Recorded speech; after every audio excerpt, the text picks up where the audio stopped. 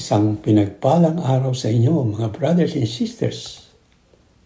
Magulo na ang mundo. Sa gitna ng napakaraming impormasyon, opinyon at kasinungalingan, madaling malito ang isipan at puso. Ngunit bilang mga mananampalataya, ang ating pinakaligtas na gabay ay ang salita ng Diyos.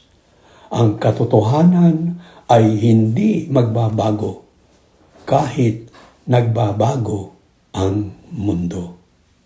Sinabi nga sa Matthew 24:35, ang langit at lupa ay lilipas, ngunit ang aking salita ay hindi kailanman lilipas.